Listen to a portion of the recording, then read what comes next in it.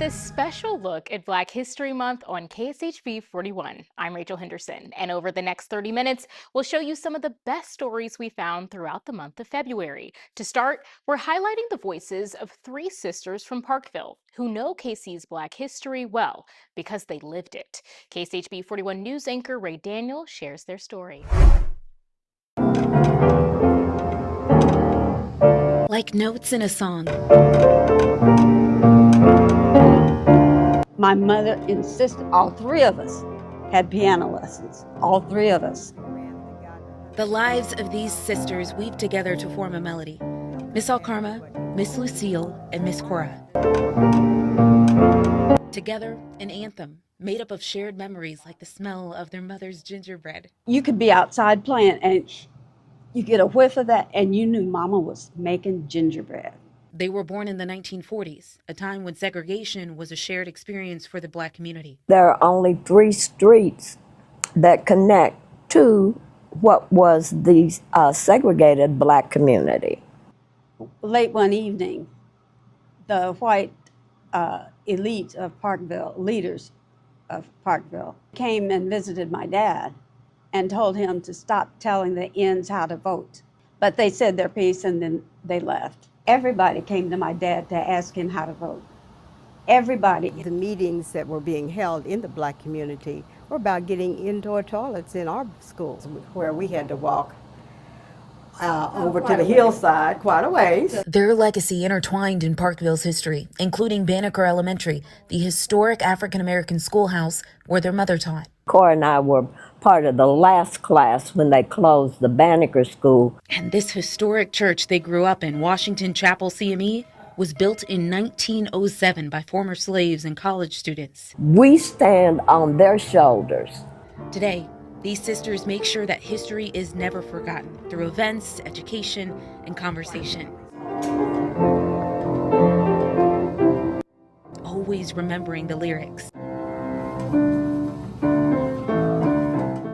that remind them of their ancestors and their legacy. We are benefiting from their hard work and the vision God gave them.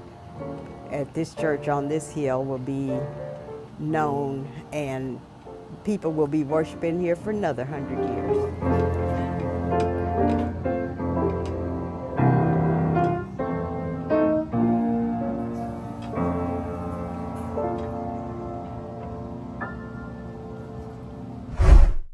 Every year, February 23rd is known as McCallop Family Day in Shawnee, Kansas. The McCallop name is intricately intertwined in our region's Black history. I spoke to a member of the family about the life lessons she learned from the generations before her. Everyone should learn their history.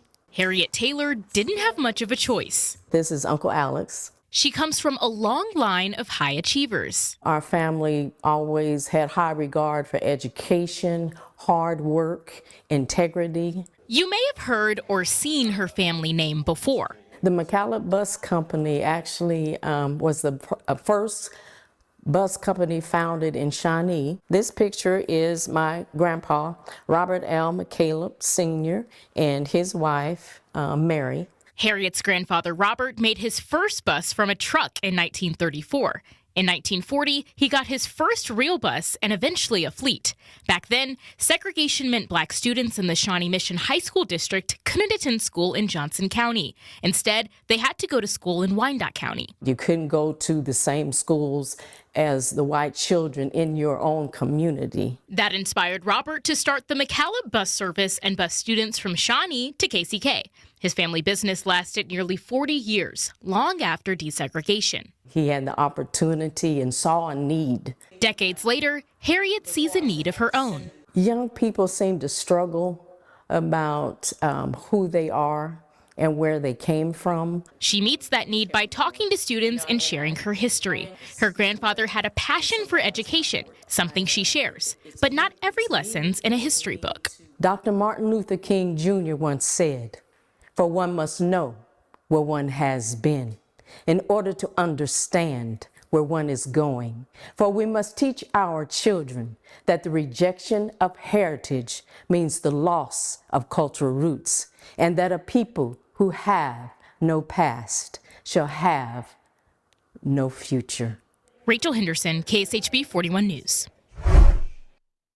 For about 150 St. Thomas Aquinas students, history came to life today on a tour of the Negro Leagues Baseball Museum and Jazz Museum. Taking a ticket and passing through the turnstile offers a portal to another time. Comparing it from then and now, just seeing similarities and differences even in today's world and past world, it's just, I think it's really fascinating to think about. The students have been studying the jazz age of the 1920s. Duke Ellington. Ellington's over here. And more broadly, the start of the civil rights movement, which can seem abstract in 2026. It's hard nowadays to picture. You never really think about how there was a time where it wasn't normalized to have two different people playing on the same sports team. It's why making history accessible matters. Emily Proctor and Reese Hedberg were among the students visiting the museums for the first time. Had you ever been here before? No, never even heard of it before. These two museums are just a small example of the amazing way that Kansas City history comes to life in Kansas City. Wow, this is so cool. Classrooms come to life at the museums at 18th and Vine. I feel like it matters because we don't want to repeat the past. I feel like if we want to grow into the future, we have to also learn from the past. It certainly got the kids from Aquinas talking. I feel like I've learned a lot from this place. My favorite has definitely been either the jerseys or I liked the wax figures. I like the colors on that one. Same. The Detroit. And how the R is white. Black history and its connection to Kansas City aren't confined to a club or a field. This museum is full of stories. All that goes with segregation, the Jim Crow laws, that goes beyond just sports and baseball. It really brings in the culture and history of just this country as a whole. You proud that this is here? I am. I love it.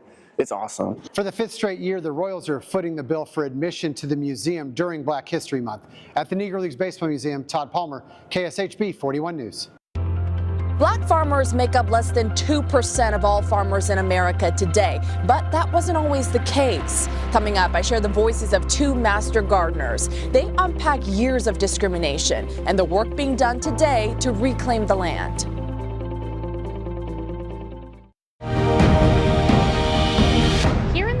You've likely heard of Ruby Jean's Juicery. The business at 30th and Troost focuses on healthy foods. KSHB 41's Kansas City reporter Lenita Brooks explains why that focus is so important to the business's owner and the Black community.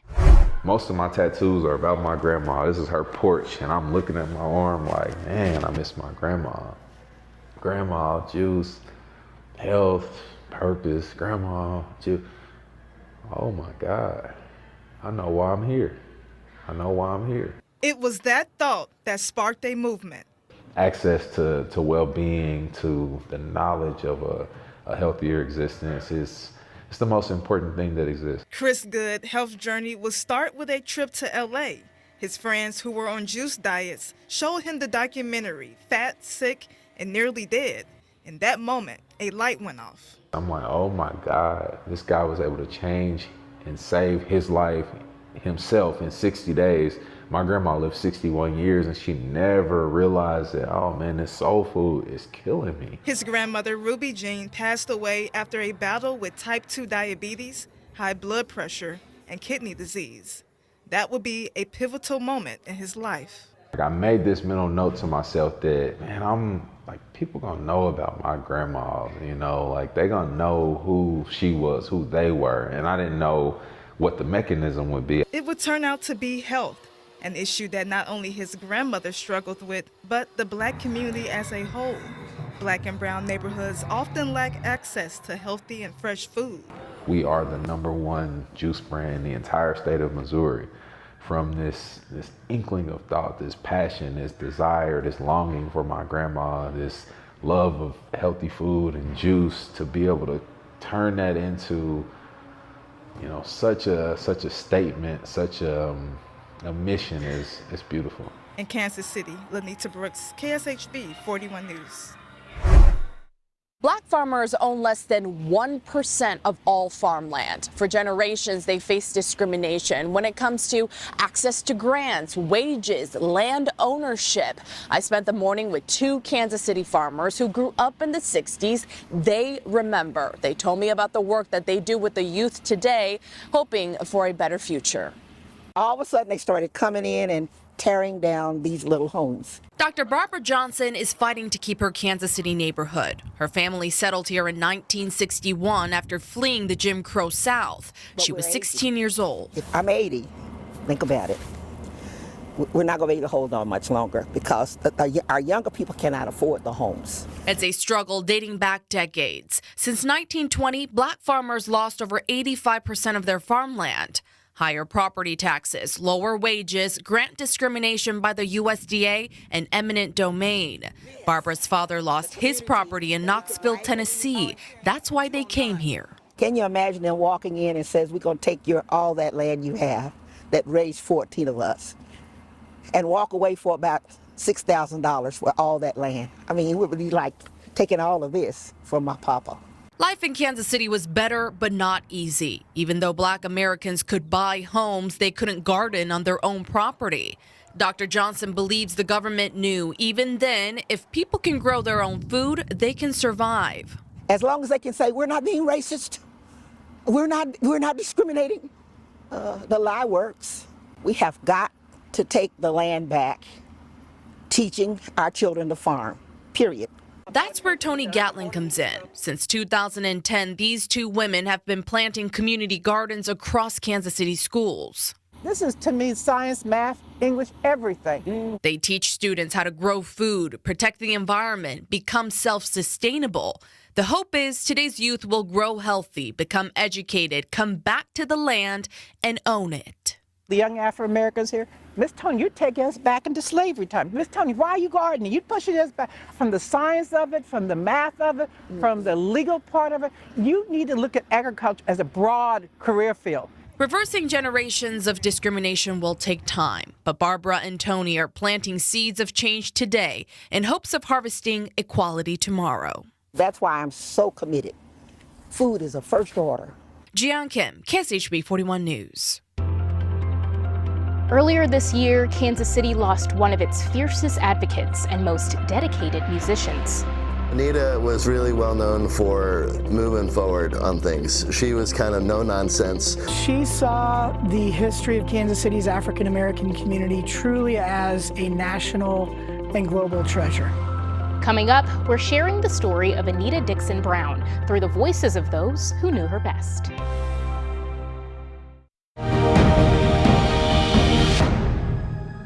I'm Jian Kim. On this Black History Month, we are highlighting the award-winning Broadway show Hamilton and its predominantly black and brown cast.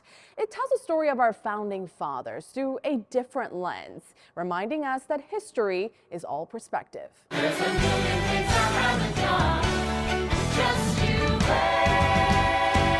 wait. What's your name, man? Alexander Hamilton. It is a really unique opportunity and one that sends the message that really, like, anything is possible. Anything is possible in this revolutionary story of passion, ambition, and the dawn of a new country. It's not often that you get to do a show with so many black and brown people on stage that is where, like, the content of the show is not centered around, like, the trauma of black and brown people. The Broadway show Hamilton closely follows the rise of founding father Alexander Hamilton. It's a story about love, betrayal, power. Hamilton is well known for its predominantly black and brown cast. The music is inspired by jazz, hip-hop, and R&B. Based off of music that I, like, listened to growing up. L.V. Ellis shared with me what it's like to play the role of Thomas Jefferson. I don't know how he would feel about having a person of color portray him, but I think that it speaks to, like, the opportunity of America, which is also kind of like the theme of the show. I also sat down with Kansas City native Miriam Ali. We're getting just like some wonderful energy from the audience. After watching Hamilton for the first time on Disney Plus, she knew she wanted to be a part of a show with strong female characters. You know, we aren't just the pretty girl in the pretty dress. The show has opened up conversations. They may not say something specifically, but it's like there's some kind of shared connection, and just having that eye contact and them saying thank you. LV hopes on this Black History Month, the audience comes in with an open heart. You receive it in a way that might change your mind about something or make you think differently about something or make you feel more passionately about something that you already believe. Jian Kim, KSHB 41 News.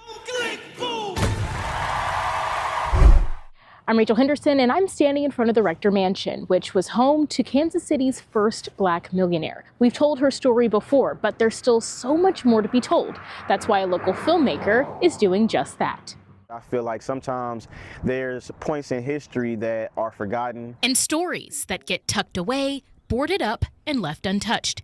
That's kind of like where Jacob Handy and I met to chat. Now this is the actual Rector Mansion. It was home to Kansas City's first Black millionaire, Sarah Rector. I remember her coming to the house. We've told her story before. She earned her millions at just 11 years old when she discovered oil beneath land in her name. A couple months ago, a film premiered telling that story. Jacob hopes to dive deeper into Sarah's adult years in his film. This story here, Aunt Sister, is told from the perspective of the aunties of the family. They're at a dinner table and they're just having, normal family talks, and they're going back in time. Hence the name Aunt Sister. Sarah's actual family is featured in this film. The roles they played were just roles of themselves. He worked with the Kansas City PBS to direct, write, and produce this docudrama. You have to get everything so accurate. Cinematographer Sam Jones says Kansas City offers unique visuals. A lot of us want to continue to make films here, and it seems like there's a big push even within our government here in the state to allow that to happen. He and Jacob hope to build a foundation on accuracy. I think what really sticks with me every time I do Black history is the inaccuracies around the information out there. Correcting that history is a two-way street, Jacob says. I want people that view it go out there and be inspired to go out and do a little bit more for themselves, their families, and their communities. And maybe have their own chance to uncover more stories. The film premiered on February 26th, but if you missed it, you can still watch it on the Kansas City PBS station's app and YouTube page. Few people in Kansas City cared more about its music legacy and its future than Anita Dixon Brown, who passed away on January 4th. We talked to a couple of her friends about the legacy that she leaves behind. I loved her smile. Vanessa Husky met Anita Dixon Brown in 1985. It was, see, man, stop right here. It was contagious. So was her passion for jazz in Kansas City, its history and its future. Anita was a force of nature. Everywhere I went, I would see Anita, and she was always just full of energy and passion. Jacob Wagner co-founded Creative City KC with Anita, and Michael Corrigan worked with her on a range of projects. Anita was really well known for moving forward on things. She was kind of no nonsense. She saw the history of Kansas City's African American community truly as a national and global treasure. I don't think we have anybody as passionate as her. The city of Kansas City, Missouri is a member of the UNESCO Creative Cities Network, the first city of music in the United States recognized by UNESCO, and that is because of Anita Dixon Brown. Anita wanted young musicians to understand Kansas City's jazz heritage. To see how incredibly special where they live is. And for the world to see it this summer during FIFA World Cup 26. I want people to take away that we were not only a city of sports, but that the cultural experience was just as high. It's my hope that the city rallies behind Anita's mission and really pushes that music initiative when these visitors are coming this summer. Anita's life continues through the legacy, through the music. And I absolutely 100% believe that Kansas City is better because of her work. In Kansas City, Todd Palmer, KSHB 41 News. Still ahead, meet the queen of KC two-step. 1, 2, 3, 4, 5, 6. It's a culture, it's a way of life. It's only done here. We'll show you how this dancing queen is passing the beat to a new generation.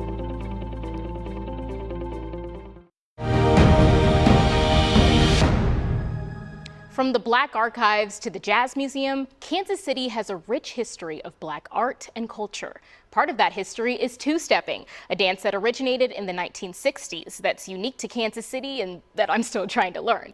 Dee Barker, also known as the Queen of KC Two-Step, says it's important to keep these traditions alive.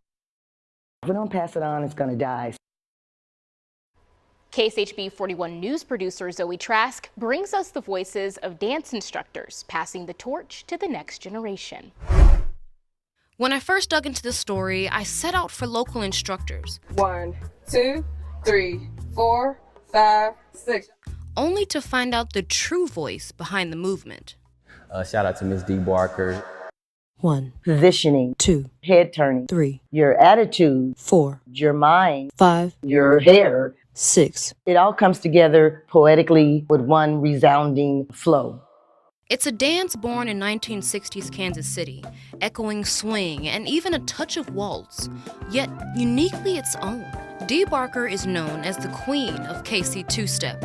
She grew up during segregation, a time when Black communities forged hardship into beauty, cherished togetherness, and made music and dance a way of life. It came from the scraps and we made it into something glorified. For over 20 years, Dee has been a driving force in the community. She's a pioneer of KC two-step, even risking her own savings to keep the tradition alive. For the sake that I've given away $10,000 and $5,000 for 20 years, and to my detriment from my own home, didn't buy a pair of shoes because I had to make sure the two-step contest went on. Dee hosts the annual Step-Off competition, where local couples battle for multi-$1,000 cash prizes. She expands her legacy beyond the stage by inspiring and mentoring the next generation of instructors. Say shout out to D. Barker for giving us a smooth handoff as far as passing the torch to the next generation. Stanley Taylor is a two-step instructor and event coordinator at Culture X, the home of the two-step. His work propels Dee's guidance into the next chapter. When I'm teaching other people about how to step, it's like people want to jump out and just do the moves. It's like, first, don't forget about the music. Like, don't forget about the beat.